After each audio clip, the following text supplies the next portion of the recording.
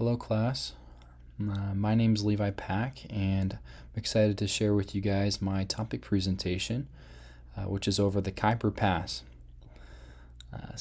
Let's get started here.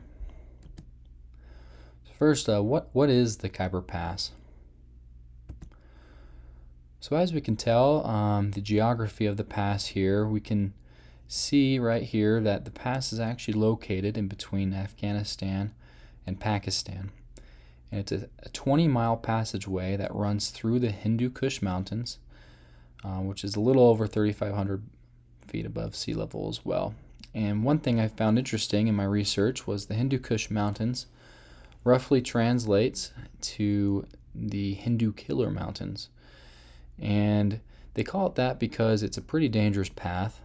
It can get very treacherous in the winter and the colder months with the amount of snowfall that it receives and the ice that accumulates. It's actually usually closed during those times, like most mountain passes. But also, even in the hotter months, you'll see landslides and rock slides, and it's a pretty narrow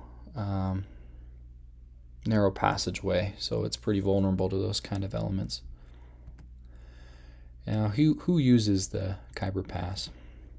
Well, before we understand who uses it, we probably should know basically its background here. So the Khyber Pass originally, we know it stretches back to about 326 BC, and it was actually used by Alexander the Great in a failed invasion attempt to try to capture India at the time.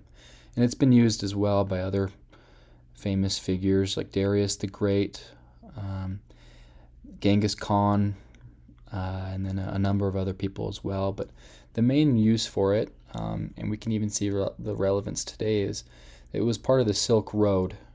The Silk Road back then was an ancient trade route that connected China, India, and a lot of those countries from that part of the continent to other countries, to Europe, to Africa, to other places. And it mainly the trade was cotton, silk, like the name suggests, wool, other things, spices.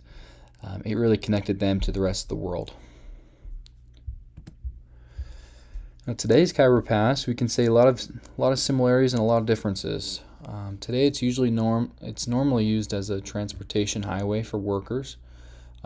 Helps people get to the other side of the mountain range if they need to go. During the war in Afghanistan, the U.S. used it as a major resupply route. It's the quickest way to get back to Pakistan, where they could resupply with food and ammunition.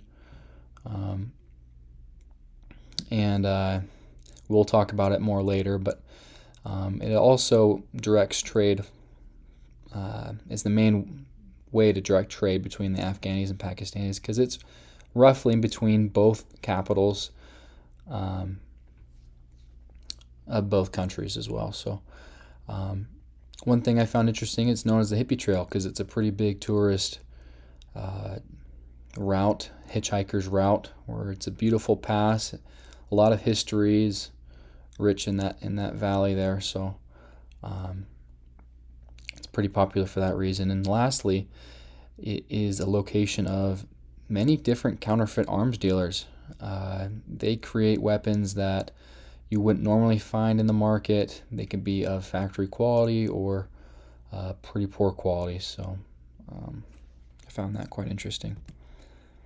So what's the significance of this Khyber Pass then? Mainly, we'll see it in the news. It's not uncommon to see bandits rob travelers, and it's also not uncommon to see terrorism, especially the Taliban.